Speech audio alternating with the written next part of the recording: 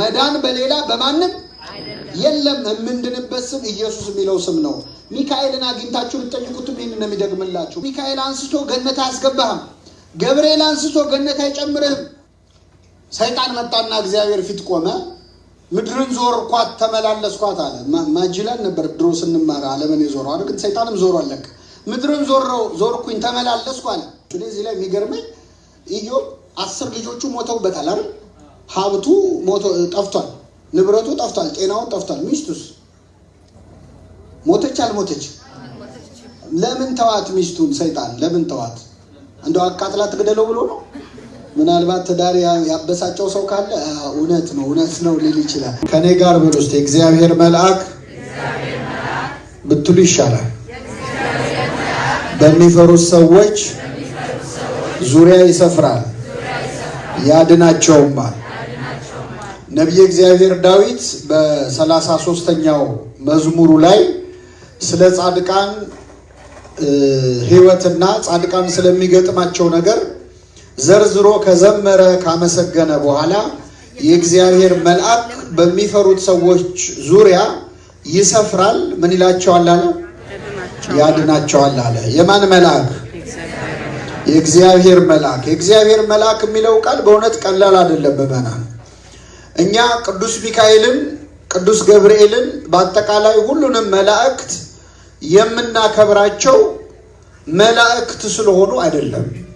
ቅዱስ ሚካኤልን እናከብረዋለን፣ ግን ሚካኤልን የምናከብረው መልአክ ስለሆነ፣ ገብርኤልን የምናከብረው ኡራኤልን የምናከብረው መልአክ ስለሆነ አይደለም።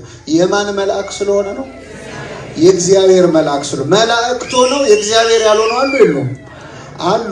አጋንንትና ሰራዊቱ፣ ሰይጣንና ሰራዊቱ በሙሉ መላእክት ናቸው። በተፈጥሯቸው መላእክት ናቸው። እናንተ ርጉማን ከኔ ወግዱ፣ ለሰይጣንና ለመላእክቱ ወደ ተዘጋጀ ወደ ዘላለም እሳት ሂዱ ይላል። ሰይጣንም መልአክ ነው። እንደው አንዳንድ ሰው እንደውም በእግዚአብሔር ስራ ይገባና እንደው ምን ነው እግዚአብሔር እንደው ሰይጣንን ባይፈጥረው ኖሮ ብላችሁ አታውቁም? ብዙ ሰው ይላል እንደው እግዚአብሔር ሰይጣንን ባይፈጥረው ምን ቸገረው ይላል። እኔ አዲስ ነገር ልነግራችሁ ነው ዛሬ። እግዚአብሔር ሰይጣንን አልፈጠረውም። እሺ፣ እየሰማችሁ ነው? ሰይጣንን የፈጠረው እግዚአብሔር አይደለም። እግዚአብሔር የፈጠረው የተቀደሰ መልአክን ነው። እግዚአብሔር የፈጠረው ሳጥናኤልን ነው። ሰይጣንን የፈጠረው ማን ነው? ራሱ ሰይጣን ነው። ራሱን ሰይጣን ያደረገ ዲያብሎስ ያደረገ ራሱ ነው እንጂ እግዚአብሔር ግን የፈጠረው ቅዱስ የሆነ መልአክን ነው። ለምሳሌ አንዲት ሴት ልጅ ብትወልድ ልጇ አድጎ ሌባ ቢሆን እቺ ሴት የወለደችው ልጅ ነው ሌባ ነው? መልሱልኝ። ሌባ የሆነው ማን ነው? ራሱ በራሱ ተነሳሽነት ነው። ሰይጣን የሆነው ራሱ ነው። እግዚአብሔር የፈጠረው ፍጹም አድርጎ ነው። በትንቢተ ሕዝቅኤል ምዕራፍ 34 ላይ ከተፈጠርክበት ቀን አንስቶ እስከ በደልክ ጊዜ ድረስ በመንገድ ፍጹም ነበርክ ይላል። ሊጋርድ የተቀባ ኪሩብ ነበረ፣ ቅዱስ ነበረ። ቅዱስ ሆኖ ተፈጥሮ እርኩስ የሆነው በገዛ ፈቃዱ ነው። እና እነዚህን መላእክት አለቅነታቸውን ያልጠበቁትን መላእክት ለቅድስና ተጠርተው በርኩሰት የተገኙትን መላእክት አናከብራቸውም። እኛ የምናከብረው የማንም መላእክት ነው? የእግዚአብሔርን መላእክት ነው። ሚካኤል የሚያሰኘን መልአክ መሆኑ ሳይሆን የማን መልአክ መሆኑ ነው? አንዱ ባለቅኔ ምን አሉ መሰላችሁ? በቤተ ክርስቲያናችን ለመልአክ ይናከብሮ ለእማ አስረጸ ክንፈ በመጠነ ነው ይቆማሉ። መልአክን በቁመቱ ልክ ክንፉን ስለዘረጋ ብለን ክንፉን አይተን አናከብረውም። ለምን? ወፍና ትንኝም ምን አላቸው? አቤት ክንፍ አላቸው። ወበሲበቱ ለሰብ ይናከብሩ ቀዲሙ። ሰውንም ሽበቱን አይተን አናከብረውም። ምክንያቱም ድንጋይና እንጨትም ትንሽ ሲቆዩ ምን ያወጣሉ? ይሄ ይቅር እንኳን የመጀመሪያው ይበቃል። መልአክን ክንፉን አይተን አናከብረውም። ምክንያቱም ወፍና ትንኝም ምን አላቸው? ክንፍ አላቸው። ስለዚህ መላእክትን መላእክት እንድንላቸው ሚካኤል ገብርኤል እንድንል የሚያደርገን የማን መላእክት ስለሆኑ ነው? የእግዚአብሔር መላእክት ስለሆኑ ነው። እነ ቅዱስ ሚካኤል የእግዚአብሔር መላእክት ናቸው። የእግዚአብሔር ብቻ ግን አይደሉም። ይገርማቸዋል። የእኛም መላእክት ናቸው። መጽሐፍ ቅዱስ መላእክትን የእግዚአብሔር መላእክት ይላል። ልክ ነው። እግዚአብሔርም መልአኬን ወደ አንተ ልካለው ሲል እናገኘዋለን። ስለዚህ መላእክት የእግዚአብሔር መላእክት ናቸው፣ ግን የእኛም መላእክት ናቸው። ጌታችን መድኃኒታችን ኢየሱስ ክርስቶስ በወንጌል ምን አለ? ከነዚህ ከታናናሾቹ አንዱን እንዳትንቁ ተጠንቀቁ አለ። ከነዚህ ከታናናሾቹ ማለት ከህፃናቱ አንዱን እንዳትንቁ፣ ከነዳያኑ አንዱን እንዳትንቁ፣ ከድሆች አንዱን እንዳትንቁ ተጠንቀቁ። ለምን? መላእክቶቻቸው በሰማያት ያለውን የአባቴን ፊት ያያሉና። ምኖቻቸው? መላእክቶቻቸው። ስለዚህ እያንዳንዳችን የየራሳችን ምን አለን ማለት መልአክ አለን። ስለዚህ መላእክት የእግዚአብሔር መላእክት ብቻ ሳይሆኑ የእኛም መላእክት ናቸው። ያሳደገኝ መልአክ እየተባለ ሲዘመር አልሰማችሁም? የኔ ሚካኤል የኔ ገብርኤል ብንል አዲስ ነገር አይደለም። ያዕቆብ በኦሪት ዘፍጥረት ምዕራፍ 48 ላይ የልጅ ልጆቹን ሲባርክ ምን አለ? ከልጅነቴ ጀምሮ የጠበቀኝ እግዚአብሔር፣ ከክፉ ነገር ያዳነኝ መልአክ እነዚህን ሕፃናት ይባርካል። ከክፉ ነገር ያዳነኝ መልአክ አለ። ሚካኤልን ነው እንግዲህ የእስራኤል ጠባቂ ቅዱስ ሚካኤል ነበር። መላእክት የእግዚአብሔር መላእክት ብቻ ሳይሆኑ የማንም መላእክት ናቸው። ለእያንዳንዳችን መላእክት አሉን፣ በቀንና በሌሊት የሚጠብቁን። እንደው እግዚአብሔር እንዴት አይነት ነገር ነው ያደረገልን! አሁን ምድር ላይ ጠባቂ የሚመደብለት ሰው ምን አይነት ሰው ነው? እስቲ ንገሩ አላችሁ? ጠባቂ የሚመደብለት ሰው ምን አይነት ሰው? አይዟችሁ፣ ፖለቲካ ላናግራችሁ አይደለም። ጠባቂ የሚመደብለት ወይ ባለስልጣን ነው ወይ ባለጸጋ ነው ወይ ዝነኛ ሰው። ተራውን ሰው ጠባቂ የሚመድብለት የለም። ዝና ካለው ሀብት ካለው ግን ዞር በሉ የሚሉ ከፊት ሆነው ሰው የሚያዋክቡ ጠባቂዎች አሉ። እግዚአብሔር ግን ጠባቂ የመደበው ለባለጸጎች አይደለም። ጠባቂ የመደበው ለባለስልጣኖች ብቻ አይደለም። ታናሽ ብለን የምንንቀውን ደሃውን፣ በምግባር ኃጢአተኛውን፣ ምንም የማያውቀውን፣ የተማረውን ያልተማረውን፣ መልከ መልካሙን መልከ ጥፉን ሳይለይ በቀንና በሌሊት ከኛ ሳይለዩ የሚጠብቁት ጠባቂዎችን ሰጥቶናል። ስሙ የተመሰገነ ይሁን። እያንዳንዱ ሰው ጠባቂ መላእክት አሉት። ምዕመናን የሌለው የለም። እንዴት እንደሚወዱን ባያችሁ። መላእክት ገና ስንጸነስ ጀምሮ ነው የሚጠብቁን። ገና በእናታችን ማህፀን እያለ ስናድግ ያሉ፣ ጽንሱ ከማህፀን እስኪወለድ ያሉ፣ ያ ልጅ አድጎ ከፍ ሲል ያሉ፣ ጽድቅም ሲሰራ ያሉ፣ ኃጢአትም ሲሰራ ያሉ። ኃጢአት ሲሰራ ያዝናሉ፣ ጽድቅ ሲሰራ ደስ ይላቸዋል። ይህንን ዓለም ጥለን ወደዛኛው ዓለም ስንሻገር ደግሞ ነፍሳችን ከስጋችን ስትለይ መጀመሪያ ቆሞ ለነፍሳችን ጠበቃ የሚሆነው ጠባቂ መልአካችን ነው። ይገርማቸው። ቅዱስ ባስልዮስ የተባለው የቤተክርስቲያናችን አባት ለጠባቂ መልአክ የሚጸለይ ጸሎት ደርሷል። ራሱ ጠባቂ መልአኬ ሆይ እያለ በቀን ውስጥ የማደርገውን ቆመህ የምትመዘግብ ጠባቂ መልአኬ ሆይ እባክህ ራራልኝ፣ ጸልይልኝ ወደ አምላክህ እያለ ማለት ነው። እነዚህን ጠባቂዎች ስለሰጠን እግዚአብሔር ስሙ የተመሰገነ ይሁን። እንግዲህ መላእክት በሁሉ ነገር ውስጥ አሉ። ክርስትናን ለመማር ክርስትናን ለማመን የሚፈልግ ሰው ሁሉ ያለ መላእክት ምንም ነገር ማድረግ አይቻልም። እውነት ለመናገር መጽሐፍ ቅዱስ የሚባለው መጽሐፍ ስታነቡት ከትንቢተ ሐጌና ከመጽሐፈ አስቴር ውጪ መላእክት የሌሉበት መጽሐፍ አታገኙ። በሁሉ ነገር ውስጥ ቅዱሳን መላእክት አሉ። መላእክት የሌሉበት ታሪክ የለም። ቤተክርስቲያን ለዚህ ነው አሁን ዛሬ መላእክት እንድናከብር እንድንዘምርላቸው የምታደርገው። መላእክት የሌሉበት ህይወት የለም። መላእክትን የማይወድ ሰው በሰማይም ሄዶ መቸገሩ አይቀርም። ምክንያቱም እግዚአብሔር ቢረዳን በመንግስተ ሰማያት የምንኖረው ከነማን ጋር? ከመላእክት። እዚህ መላእክት ስማቸው ሲጠራ የሚናደድ ሰው የትኛው ገነት ሊገባ ነው? እግዚአብሔር ያሳያችሁ። ከመላእክት ጋር እንኖራለን ብለን ነው ተስፋ የምናደርገው። ዘምሮ ደስ ስላሰኘን ዘማሪ ራሱ ስንመርቅ ምንድን ነው የምንለው? ዝማሬ መላእክትን ተመልከቱ። የሁላችን ህልም ይሄ ነው። ዝማሬ መላእክትን መስማት ነው፣ ከነሱ ጋር መኖር ነው። ቅዱስ ጳውሎስ በዕብራውያን መልእክቱ ላይ በደስታ ወደ ተሰበሰቡት ወደ አእላፋት መላእክት ህብረት ደርሳችኋል ያለው ይሄንን ነው። ስለዚህ መላእክት የሌሉበት ክርስትና የለም። ክርስቶስ ደግሞ ምድር ላይ ከመጣበት ሰዓት አንስቶ ወደ ሰማይ እስካረገበት ጊዜ ድረስ መላእክት አብረውት ነበሩ።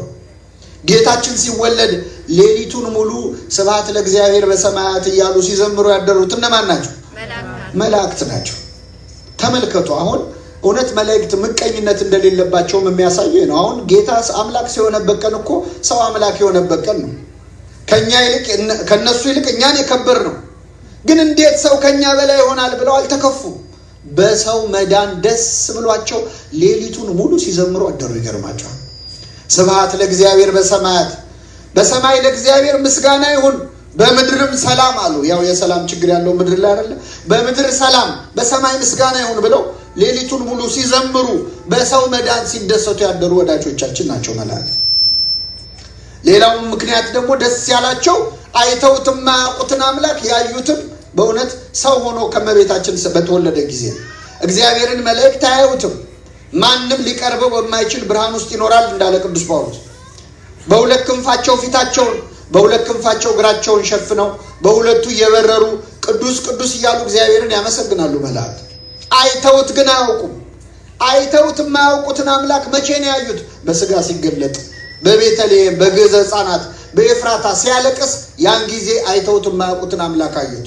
ቅዱስ ጳውሎስ እንዳለ ለክርስትና ልጁ ለጢሞቴዎስ እግዚአብሔርን የመምሰል ምስጢር ያለ ጥርጥር ታላቅ ነው ይላል። ማንን የመምሰል ምስጢር አላችሁ? እግዚአብሔርን የመምሰል ምስጢር ያለ ጥርጥር ታላቅ ነው ይልና በስጋ የተገለጠ በመንፈስ የጸደቀ ለመላእክት የታየ ይላል። ለነማን የታየ? በስጋ ሲገለጥ ነው የታያቸው። ከዛ በፊት አላዩትም ማለት ነው። ስለዚህ ቅዱሳን መላእክት ነው በልደቱ ነበሩ። ጌታችን 40 ቀን 40 ሌሊት ጾሞ ጸልዮ በዲያብሎስ ተፈትኖ ዲያብሎስን ድል ሲያደርግም መላእክት ቀርበው አገለገሉት ነው የሚለው። እነማ ቀርበው አገለገሉት? መላእክት ቀርበው። ስለዚህ መላእክት የሌሉበት ያላገለገሉ ክርስቶስ አናውቅም እኛ። ከክርስቶስ ጋር ሁልጊዜም ቅዱሳን መላእክት አሉ። ዓርብ ዕለትም ሲሰቀል ቅዱሳን መላእክት በዚያን ቀን ነበሩ። በነገራችን ላይ ለመላእክት ክርስቶስ የተሰቀለበት ጊዜ ማለት በጣም የጭንቅ ቀን ነበረ። ገና ከመሰቀሉ ከአንድ ቀን በፊት ሐሙስ ዕለት በዚያ በጌቴሴማኒ ጸልይ ነበረ። ጌታችን ሲጸልይ በጣም ተጨንቆ ነበር የሚጸልየው። ላብ ይወጣው ነበረ፣ ወዙ እንደ ደም ሆነ ይላል። እንደውም የሕክምና ሰዎች ምን ይላሉ? አንድ ሰው በጣም ከመጠን በላይ ሲጨነቅ ላብ ይወጣዋል፣ ላቡ ይበዛል እና ጭንቀቱ ግን ከልክ ካለፈ ከላቡ ጋር ደም ሊወጣው ይችላል ይላሉ ሐኪሞቹ። ሄማቶድሮሲስ የሚባል አንድ የሕክምና እንትን አለ እና ክርስቶስ ማንም ያልተጨነቀውን ጭንቀት ነው ለእኛ የተጨነቀው ከላቡ ጋር ደም እስኪወጣው ድረስ ማለት ነው። በዛ ጭንቀት ላይ ያለ የሚያበረታው መልአክ ታየው ይላል። እስቲ በሉ የሚያበረታው ማንን የሚያበረታው? አይሰማም። ክርስቶስን የሚያበረታው መልአክ ምን ማለት ነው? ኢትዮጵያዊ ሊቅ አባ ጊዮርጊስ ዘጋስጫ ምን ይላል? ምን ማለትህ ነው ሉቃስ ወይ ወንጌላዊ ወይ አንተ ሐኪም ምን ማለት ፈልገ ነው? ክርስቶስን መልአክ እንዴት ሊያበረታው ይችላል? የአምላክነቱ ኃይል ከመልአኩ ኃይል አንሶ ነው ወይ? እንዴት መልአክ ክርስቶስን ሊያበረታው ይችላል? አንተ ሐኪም ሉቃስ ወይ እባክህ ተርጉምልኝ፣ ይህ ንግግር አቁስሎኛልና ሐኪም ነህና አንተ አክመኝ ይላል አባ ጊዮርጊስ። ከዛ ራሱ ይተረጉመዋል። የሚያበረታው መልአክ ታየው ማለት መላእክት በፊቱ ቆመው ለከ ኃይል ክብር ወስብሐት፣ ለአንተ ኃይል ክብር ምስጋና ይገባሃል እያሉ ሰገዱለት ማለት ነው ይላል። አሁን በሰሙነ ሕማማት ስንሰግድ ትዝ ይላችኋል? ከኔ ጋር ናችሁ? ለከ ኃይል ክብር ወስብሐት እያልን ነው የምንሰግደው አይደለ? አማኑኤል አምላኬ ለከ ኃይል። ይህንን ስግደት ከማን ያመጣ ነው? ከመላእክት ነው። በፊቱ ቆመው ላንተ ኃይል ክብር ምስጋና ይገባሃል ይሉት ነበር። በዕለተ ዓርብ ደግሞ በተሰቀለ ጊዜ ሌሊት አባቶቻችን በማይሌቱ ሲሉት እንደሰማችሁት ሚካኤል አርመመ ወገብርኤል ተደመ፣ ሚካኤል ዝም አለ ገብርኤል ተገረመ እንዳሉት መላእክት ክርስቶስ የተሰቀለበት ቀን የጭንቀታቸው ቀን ነበር። ይገርማቸዋል። ምክንያቱም እነሱ ቅዱስ ቅዱስ ቅዱስ እያሉ ፊቱ ለመቆም ፈርተው በክንፎቻቸው ፊታቸውን የሚሸፍኑለት አምላክ ፊቱን በጥፊ ሲመታ አይተዋል። ምራቅ ሲተፋበት አይተዋል። በበትር ጭንቅላቱን ሲመታ ራሱን ሲመታ አይተዋል። ይህን ባዩ ጊዜ ተንቀጠቀጡ ይላል። ኪሩቤል ሱራፌል ዙፋኑን እንደተሸከሙ ተርበተበቱ። ሊያዩት የማይቻላቸው አምላክ ላይ ፊቱ ላይ ሲተፋበት ከማየት በላይ ምን ከባድ ነገር አለ? መላእክት ተጨነቁ። ምንም እንዳያደርጉ ቸርነቱ ከለከላቸው። ቅዱስ ገብርኤል ሰይፉን እስኪጥል ድረስ ሰይፉን እስኪወረውር ድረስ። አንድ ንጉሥ አሁን ሲሰደብ ወታደሮች ቆመው ሲያዩ እንዴት እንደሚሆኑ ታውቃላችሁ። መላእክትን ግን አልፈቀደላቸው። እንኳን መላእክቱን ቀርቶ ቅዱስ ጴጥሮስ ራሱ ሰይፍ አንስቶ የሊቀ ካህናቱን ባሪያ የማልኮስን ጆሮ ቆርጦት ነበር አይደል? እየሰማችሁ ነው? ጆሮው ሲቆረጥ ጌታ ምን አለ? ሰይፍን የሚያነሱ በሰይፍ ይጠፋሉ። ሰይፍህን ወደ ሰገባው ምን በል መልስ። ውጊያ ብፈልግ ኖሮ አለ አሁን አባቴን እንድለምን ከ12 ጭፍሮች የሚበዙ መላእክትን ሊልክልኝ እንደሚችል አታውቅምን አለ። 12 ጭፍሮች የተባሉት 12ቱ ነገደ መላእክት መላእክተ ጽልመት ናቸው። ከነሱ መሃል አንዱን አምጥቼ ተዋጋ ብለው ያጠፋቸዋል እኮ። ነገር ግን ሰይፍን የሚያነሱ በሰይፍ ምን ይላል ይጠፋሉ። ስለዚህ መላእክት ያን ቀን ተከልክለው ነበረ። እርቃኑን ሲሰቀል ግን መቋቋም አልቻሉ። ምን አደረጉ? በክንፋቸው አለበሱት። ቅዳሴ ላይ ቅድም አልሰማችሁ ወይ? ኬልልዎ ሲሉ አልሰማችሁ? ስጋው ወደሙ ለመድኃኔዓለም በክንፋቸው የክርስቶስን ስጋውና ደሙን ሸፈኑት ይላል። ስለዚህ ቅዱሳን መላእክት ዓርብ ዕለት አብረው ነበሩ። ከሞት ሲነሳም በመቃብሩ ግራና ቀኝ የቆሙት ቅዱሳን መላእክት ናቸው። ሲያርግ ደግሞ እየዘመሩ የተቀበሉት እነሱ ናቸው። ቅዱስ ገብርኤል እዚህ መጥቶ እመቤታችንን ልትወልድ ስትል እንዳበሰራት ጌታ ሊያርግ ሲል ደግሞ ወደ ሰማይ ወጣ ይላል ቅዱስ ያሬድ። ገብርኤል ሰማይ ላይ ወጣና ጮኸ እንዲህ እያለ የማርያምን ስጋ ለብሶ የአምላክ ልጅ እየመጣ ነውና ውጡ ተቀበሉ አላቸው ይላል። መኳንንት ደጆቻችሁን ክፈቱ የክብር ንጉሥ ይግባ አለ። ለክብር ንጉሥ ለእግዚአብሔር ደጆቻቸውን ደመናውን ከፍተው መላእክት እልል እያሉ በእርገቱ ዕለት አመስግነውታል። መላእክት የሌሉበት ክርስትና የለም ምእመናን። መላእክት የሌሉበት ክርስትና መላእክት ያላገለገሉት ክርስቶስ የለም። የሚገርማቸው ሐዋርያትም ለአገልግሎት ሲሰማሩ የሚያሰማሯቸው መላእክት ነበሩ። ሲታሰሩ እስር ቤት ገብተው እያወጡ፣ ሲተኙ ተነስ እያሉ እየቀሰቀሱ። እኔ ከሁሉ የሚገርመኝ የመጀመሪያዎቹ ክርስቲያኖች ከመላእክት ጋር በጣም ቅርበት እንደነበራቸው የሚያሳይ አንድ ነገር ልንገራችሁ። ቅዱስ ጴጥሮስ ታስሮ ነበረ፣ በእስር ቤት ታስሮ። በዚያን ዘመን የነበሩ ደቀ መዛሙርት እና ሐዋርያት ክርስቲያኖች በአንድ ቤት ውስጥ ቁጭ ብለው በማታ አዝነው ተክዘው ቁጭ ብለው ያወራሉ። እንደው ጴጥሮስ ታሰረ፣ በቃ እንደው ይገሉት ይሆን፣ መቼ ይፈታ ይሆን እያሉ እያወሩ እያለ እኩለ ሌሊት ሆነ። ሌሊት ላይ ግን ሳያስቡት በሩ በኃይል ተንኳኳ። በሩ ሲንኳኳ አንዲት አገልጋይ ነበረች እዚያ ቤት፣ ሮዴ ትባላለች። ሐዋርያት ሥራ ላይ የተጻፈ ታሪክ ነው የምነግራችሁ። በሩ ሲንኳኳ ሂጂና ክፈች አሏት። ሄዳ ከፈተች። ስትከፍት ቅዱስ ጴጥሮስ ቆሟል። ጴጥሮስ ያለው የት ነው ብያችኋል?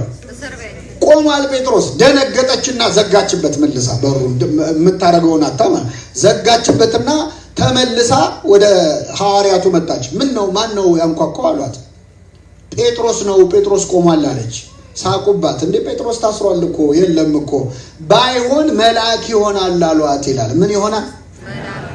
አሁን እስቲ እኛ ሌሊት በራችን ቢንኳኳ ማን ይሆናል ብላችሁ ነው የምትገምቱት?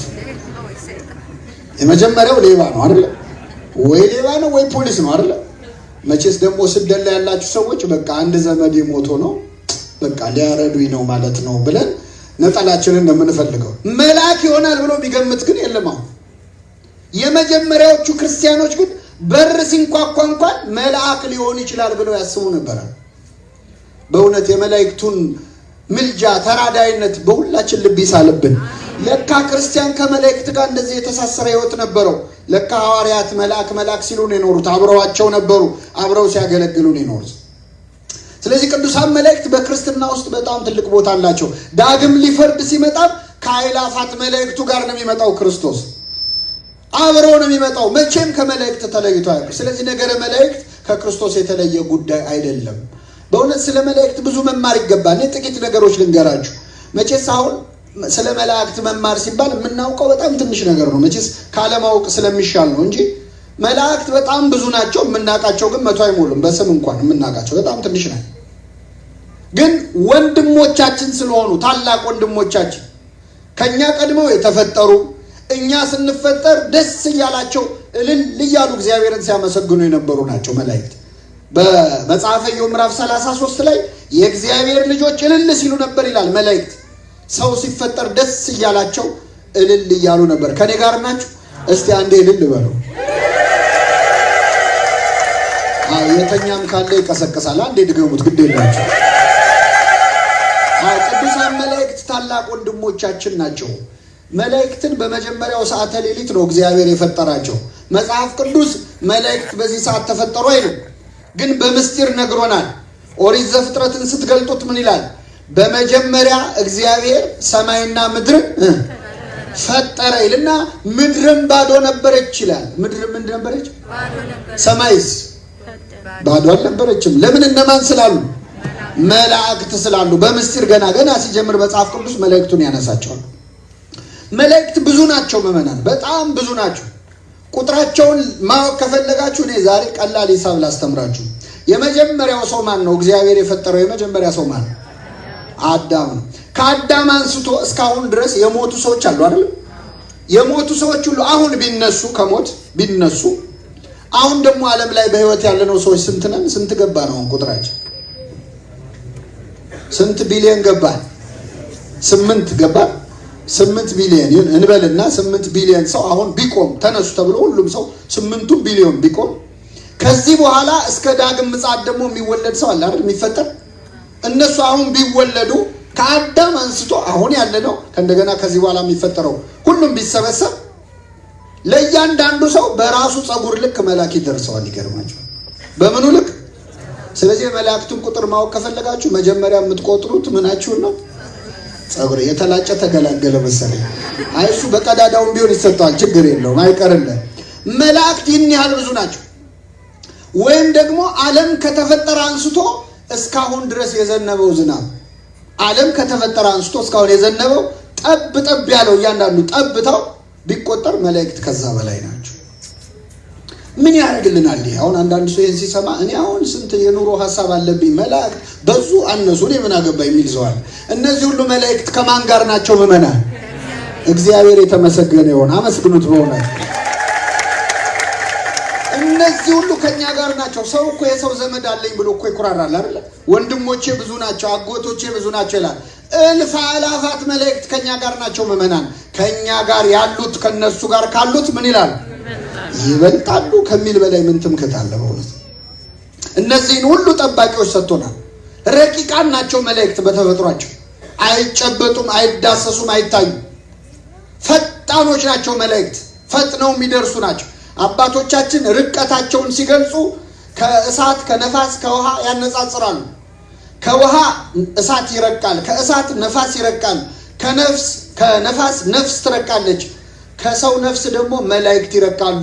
ከመላእክት የመላእክት ሐሳባቸው ይረቃል፣ ከመላእክት ሐሳብ እግዚአብሔር ይረቃል ይላሉ። ረቂቃን ናቸው። ርቀታቸው በጣም የሚገርም ነገር ልንገራችሁ። ለምሳሌ አሁን እኛ ጠባብ መንገድ ላይ ስንሄድ ብንገናኝ ሁለት ሰዎች፣ አንደኛው ሰውዬ ለሌላው ሰውዬ መንገድ ይለቅና አሳልፈኝ ብሎ ያሳልፈዋል አይደለም? ነው አይደለም? ሚካኤል እና ገብርኤል ግን ጠባብ መንገድ ላይ ቢገናኙ ሚካኤል ገብርኤልን አሳልፈኝ አይለውም። አክሲማሮስ የተባለ መጽሐፍ አለ፣ ሄክሳሜሮን የሚባል ቅዱስ ባስልዮስ የጻፈው። ወሐለፈ መልአክ በውስተ መልአክ ይላል። መልአኩም በመልአኩ ውስጥ አለፈ ይላል። ሚካኤልና ገብርኤል ቢገናኙ ሚካኤል በገብርኤል ውስጥ አልፎ መሄድ ይችላል። ይህን ያህል ረቂቃን ናቸው። ረቂቃን ናቸው። መንገድ እንኳን አያቋርጡም ፍጥነታቸው። ለምሳሌ አሁን ዛሬ እዚህ ቤተክርስቲያን ለማይሌትም ለቅዳሴም ለንግስም መጣችኋል። ስትመጡ ከቤታችሁ አንስቶ እዚህ ድረስ ነድታችሁ በመኪና ነው የመጣችሁት አይደል? ከቤት አንስቶ እዚህ ያለውን መንገድ አቋርጣችሁ ነው የመጣችሁት።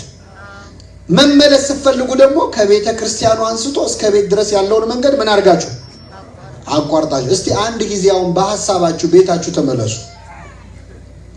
ኦሬዲ ሄዳችኋል እንዴ? በሐሳባችሁ መሄድ ይቻላል አይቻልም? መጀመሪያ ፓርኪንግ ነው የምትሄዱት አይደል? ከዛ መኪና አስነስታችሁ ከዛ ጂፒኤስ ሞል ነው የምትሄዱት። በሐሳብ ቤት መመለስ ይቻላል አይቻልም? በምን ያህል ደቂቃ?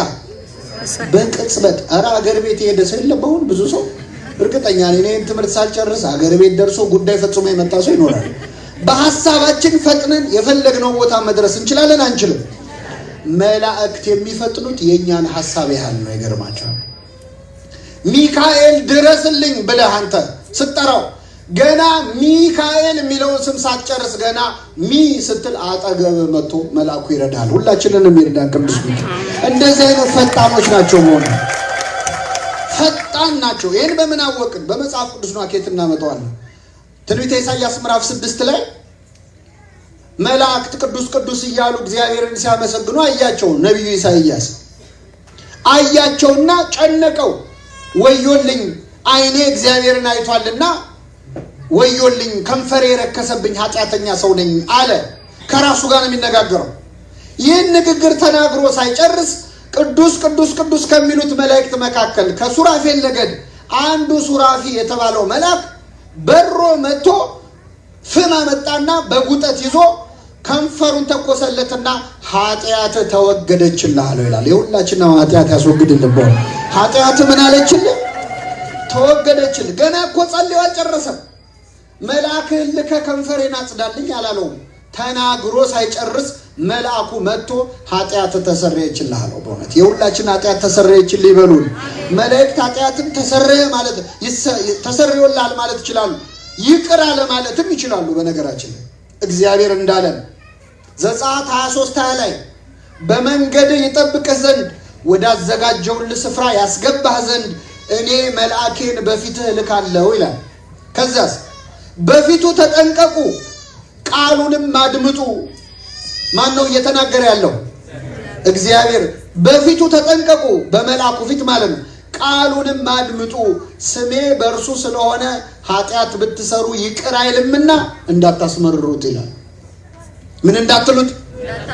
ስሜ በእርሱ ስለሆነ ሚካኤል ምስለ ስመ ልዑል ዘተሳተፈ እያልን ነው ያደርነው። ሚካኤል፣ ገብርኤል፣ ኤል የእግዚአብሔር ስም ነው አይደለ? ስሜ በእርሱ ላይ ስለሆነ ኃጢአት ብትሰሩ ይቅር አይልምና እንዳታስመርሩት። ቅዱስ ሚካኤልን ከማስመረር ይሰውረን እግዚአብሔር። ይቅር አለ ማለት ይችላሉ። ኃጢአት ተሰረየችልህ ማለት ይችላሉ።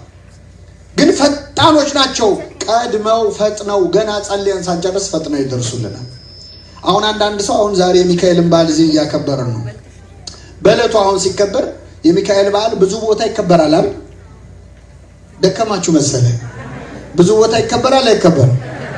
አሜሪካን ሀገር ይከበራል፣ ኢትዮጵያ ይከበራል፣ አረብ ሀገር ይከበራል። ቅዱስ ሚካኤል የዓመቱ በዓል ቀን የት ነው የሚሄደው? ቅዱስ ሚካኤል አንዳንድ ሰው ይጨንቀዋል። እንደው ለሚካኤል ይጠበዋል። እንደው ሚካኤል እንዴት ያዳርሰው ይሆን ብሎ ማለት ሊቀ ጳጳስ አደረጋችሁት እንዴት ነው? አንዳንድ ሰው ይጨንቀዋል። በሁሉ የሞላ ነው ወይ ሚካኤል? እዛም ሆነ ስጠራው እዚህም ሆነ ስጠራው እንዴት ሁሉም ጋር መድረስ ይችላል ይላል። እኔ መልሱን ከመንገሬ በፊት እኔ አንድ ነገር በጣም የሚያሳዝን ነገር ልንገራችሁ። ይሄን ጥያቄ ሰዎች ለሰይጣን ሲሆን ያነሱት። እየሰማችሁ ነው? ለምሳሌ አሜሪካን ሀገር ያለ ሰው ኃጢአት ሲሰራ የሚፈትነው ማን ነው? አቤት ኢትዮጵያ ያለውስ? አረብ ሀገር ያለውንስ? ሰይጣን በሁሉ ቦታ አለ። ለሰይጣን ሲሆን ሰዎች ጥያቄ አይጠይቁ። ሰይጣን ፈተነኝ ይላሉ በየሀገሩ። ሚካኤል ረዳኝ ስትል ግን ሚካኤል በሁሉ ቦታ ነው ወይ ነው? እንዴ ሚካኤል ከሰይጣን ያንሳል? የተቀደሰው መልአክ ከሰይጣን ያንሳል? ግን በእውነት አሁን እንደው የመልአኩን እናቆየውና አሁን እኔ እዚህ ጋር ቆሜ የምናገረውን ቃል እግዚአብሔር ዓለም ላይ ሁሉ ያለ ሰው ሊያየው ይችላል አይችልም? ይቻላል አይቻልም? በምን? አቤት በኢንተርኔት። ይህን ኢንተርኔት የሰራው ማን ነው? እግዚአብሔር እንዳትሉ በመዳፋችሁ። ይህን ኢንተርኔት የሰራው ማን ነው? ሰው የሰራው ኢንተርኔት ዓለም ላይ ሁሉ መድረስ ችሏል። እግዚአብሔር የሰራው ቅዱስ ሚካኤል ዓለም ላይ መድረስ ይችላል አይችልም? ይችላል። እንዴት ነው ራሳችንን የምናየው? እግዚአብሔር አቅቶት ነው? እግዚአብሔር የሰራቸው መላእክት በሁሉ የሞሉ ናቸው ወይ አላልንም? እኛ ብለን አናውቅ። በሁሉ ምሉ የሆነ ማን ብቻ ነው? በመለኮቱ በሁሉ ምሉ የሆነ እግዚአብሔር ነው። መላእክት በተፈጥሯቸው በቦታ ይወሰናሉ። ለዚህ ነው የመላእክት ከተማ ኢዮር ራማ ኤረር ብለን የምንቆጥረው። ለዛ ነው በሁሉ የሞሉ አይደሉም። ነገር ግን በረድኤት ምሉዓን ናቸው፣ በጸጋ ምሉዓን ናቸው። እዚህ ሆነው እዛ ሆነው እዚህ የሚደረገውን ነገር መርዳት ማወቅ ይችላሉ አይችሉም? ቅድም አሁን ወደ ርዕሴ መጣው። የእግዚአብሔር መልአክ በሉ እስኪ በሚፈሩት ሰዎች ዙሪያ ይሰፍራል ያድናቸውማል። የማን መልአክ? አሁን የእግዚአብሔር መልአክ ሲል ብዙ ነው አንድ ነው? አማርኛ እንደጠፋችሁ ገብቶኛል። እኔ እንኳን አሁን መጥቼ ራሱ የተወሰነ አማርኛ እየጠፋኝ ነው በአንድ ወሬ። እስቲ አሁን በደንብ አስተውሉና መልሱ። የእግዚአብሔር መልአክ ሲል ብዙ ነው አንድ ነው? መልአክ ሲል የእግዚአብሔር መልአክ በሉ እስኪ ስንት ነው? በሚፈሩት ሰዎች ዙሪያ ይላል። ምን በሚሉት? ማንን የሚፈሩት? እግዚአብሔር። መልአኩንም ቢሉ ያው እግዚአብሔርን ካልፈሩ አይሆንም። ስለዚህ በሚፈሩት ሰዎች ዙሪያ ሲል የሚፈሩት ሰዎች ብዙ ናቸው ወይስ አንድ ናቸው? የት ነው የሚኖሩት? ተሰብስበው አንድ ቦታ ነው የሚኖሩት? አይደለም። በዓለም ሁሉ ነው አይደለም? አንዱ መልአክ የእግዚአብሔር መልአክ እግዚአብሔርን በሚፈሩ ሰዎች ዙሪያ የት ባሉት በዓለም ሁሉ በተበተኑ ዙሪያ ምን ይላል? ይሰፍራል። እግዚአብሔር ያሳያል። እኛ ሰፈረ የምንለው ሰራዊት ነው አይደለም? አንዱ ሚካኤል አንዱ ገብርኤል ይሰፍራል። ምን ይላቸዋል? ያድናቸዋል። በሌላ ጥቅስ ልድገምላችሁ። የዮሐንስ ራዕይ ምዕራፍ 18 ከቁጥር 1 ላይ ታላቅ ስልጣን ያለው መልአክ ከሰማይ ሲወርድ አየሁ፣ ከክብሩ የተነሳ ምድር አበራች ይላል። መልአኩ አንድ ነው፣ ብቻውን ምድርን አበራ። ፀሐይ እንኳን በፈረቃ ነው የምታበራው። ሚካኤል ግን ብቻውን ዓለምን ማብራት ይችላል።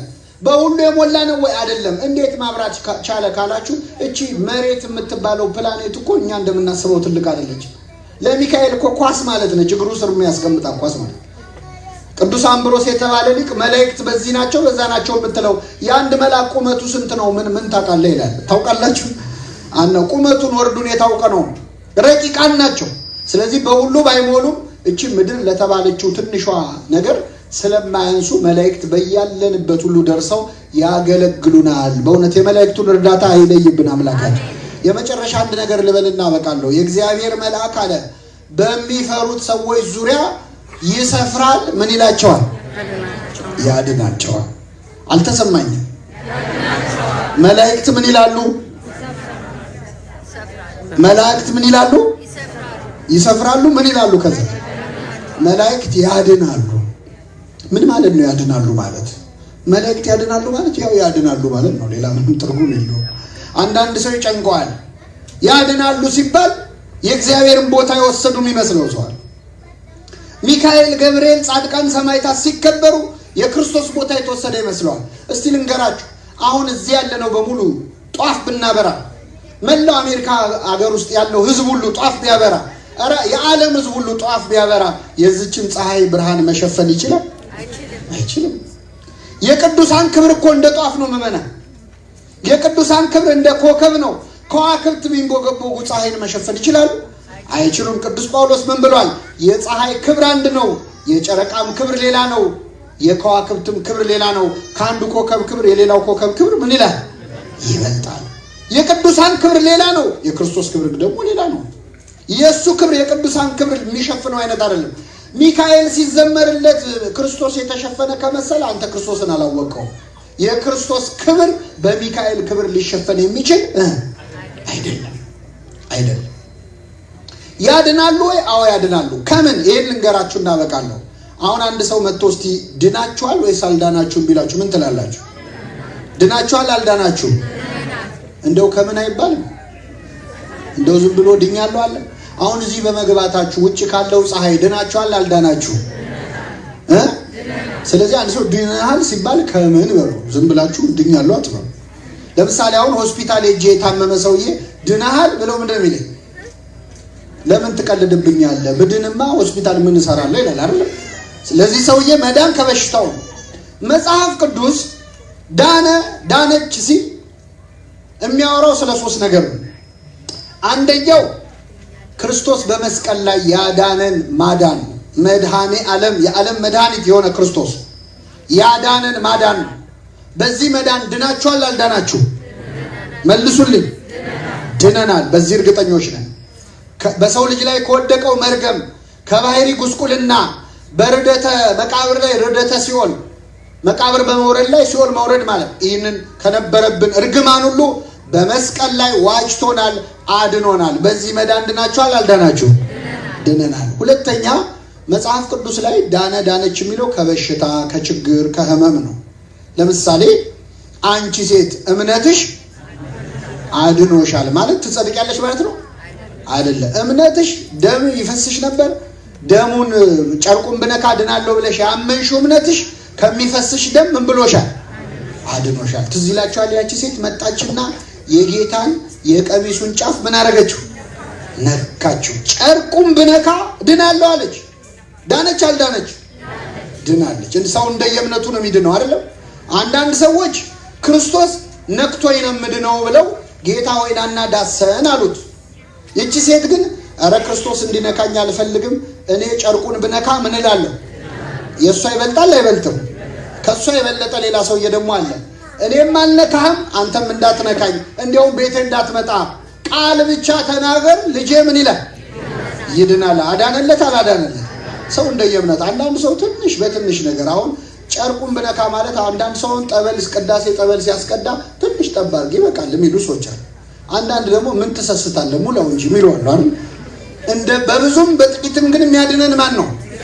እግዚአብሔር። የመጀመሪያው እንግዲህ መዳን፣ ሁለተኛው መዳን የሚባለው ከበሽታ ነው። ብንድንም ባንድንም እግዚአብሔር ማዳን ይችላል አይችልም? በጠበል ሊያድነን ይችላል፣ ያለ ጠበል ሊያድነን ይችላል። 38 ዓመት ሙሉ በአልጋ ቁራኛ ተይዞ የነበረው ሰውዬ ጠበል ሊጠመቅ ነበር ሲጠብቅ የነበረው። ጌታ ያዳነው ጠበል አጥምቆ ነው እንዴ? አልጋህን ተሸክመ ምን በል ሂድ ብሎ አዳነው። አይኗን ያያትን ጠበል ሳያስቀምሰው አዳነው ማለት ነው። ያለ ጠበል ክርስቶስ ማዳን ይችላል አይችልም? ደግሞ ይህን ስል ደግሞ ጠበል መጠመቅ የማትወዱ ሰዎች ደስ ይላቸዋል አይደል? እኮ እውነቱን እኮ ነው። ይኸው የዛሬው ትምህርት ብላችሁ ይዛችሁ እንዳትሄዱ አለ። እዛው ዮሐንስ ወንጌል ምዕራፍ 9 ላይ ደግሞ ዕውር ሆኖ የተወለደውን ሰው ሂድና በሰሊሆም መጠመቂያ ምን በል ተጠመቃ ነው። አሁን አይነ ስውር ገደል ሂድ ይባላል? አያችሁ፣ ከጠበል ውጭ ያገኘውን ያለ ሄደ ተጠመቃ ነው። ጠበል አጠገብ ያገኘውን ያለ ጠበል አዳነው። በሁሉም የሚያድነን ማን ነው? እግዚአብሔር። ይህን መዳን ድናችኋል አልዳናችሁም ስትባሉ የዳነ ካለ ድኛለሁ ይላል። የታመመ ካለ ድናለሁ ብዬ ተስፋ አደርጋለሁ እስካሁን አልዳንኩም ይላል። ያላመመው ደግሞ አላመመኝም ይላል። ሶስተኛው አንድ ሰው ዳነ የሚባለው መቼ ነው? ወደ እግዚአብሔር መንግስት ሲገባ። ሁሉ መዳንን ይወርሱ ዘንድ ይላል። ሁሉ ምንን ምን ይሉ ዘንድ? መንግስተ ሰማያት መዳን ተብላ ትጠራለች። ሁሉ መዳንን ይወርሱ ዘንድ። አሁን ከሶስቱ መዳን መላእክት ያድናሉ። የእግዚአብሔር መልአክ በሚፈሩ ሰዎች ዙሪያ ይሰፍራል። ምን ይላቸዋል? የተባለው ለየትኛው ነው ካላችሁ፣ ክርስቶስ ላዳነን ማዳን መላእክት አድነውናል? አላዳኑንም። በመልአክ አይደለም፣ በአማላጅ አይደለም፣ እሱ ራሱ መጥቶ አዳነን ነው የሚለው። ማዳን ስላልቻሉ ነው እሱ የመጣው። ስለዚህ መላእክት ክርስቶስ ባዳነን ማዳን ሊያድኑን አልቻሉ። በሱ ከሆነ አያድኑንም። ከበሽታ ከደዌ ከችግርስ ያድኑናል። ሲያድኑ አይተናቸዋል። ከችግር እነ ባህራንን እነ አፎሚያን ከአጋንንት ሲያድኗት አይተናል። ከእሳት 3 ደቂቅን ሲያድኑ አይተናል። ከደዌ እነ ኢዮብን ሲያድኑ አይተናል። መላእክት በተሰጣቸው ጸጋ ያድናሉ። ቢያድኑንም ግን የሚያድኑን ማን በሰጣቸው ኃይል ነው። መዳን በሌላ በማንም የለም። የምንድንበት ስም ኢየሱስ የሚለው ስም ነው። ሚካኤልን አግኝታችሁ ልትጠይቁትም ይህን ነው የሚደግምላችሁ። መዳን በሌላ በማንም የለም፣ እኔም የማድነው በክርስቶስ ስም ነው የሚላችሁ። መላእክቱ ጻድቃን ሁሉ የእሱን ስም ጠርተው ነው ማዳን የሚችሉት። መዳን በሌላ የለም ሲባል መላእክቱ ዞር ለማድረግ አለ። መላእክት ሌላ አይደሉም። የእነሱ ማዳንማ የእግዚአብሔር ማዳን። ስለዚህ በዚህ ብንድን ያድኑናል መላእክት ማለት ነው። ሶስተኛው መንግስተ ሰማያት መግባት ላይ መላእክት ያድኑናል ወይ? ቅዱስ ጳውሎስ በግልጽ ነግሮናል። ሁሉ መዳንን ይወርሱ ዘንድ ለማገዝ የሚላኩ መናፍስት አይደሉም? ምን ይላል? ምን ለማድረግ የሚላኩ? ስለዚህ ሚካኤል አንስቶ ገነት አያስገባህም። ገብርኤል አንስቶ ገነት አይጨምርህም። ወደ መዳን በምታደርገው ጉዞ ላይ ግን እግዚአብሔር በሰጠው ኃይል መጥቶ ያግዝሃል። ቅዱስ ሚካኤል ቅዱስ ገብርኤል ሁላችንንም ያግዙ። ወደ መንግስቱ እንድንገባ የመላእክቱ እርዳታ ያስፈልጋል አያስፈልግም? የእግዚአብሔር መልአክ በሚፈሩ ሰዎች ዙሪያ ይሰፍራል። ምን ይላቸዋል?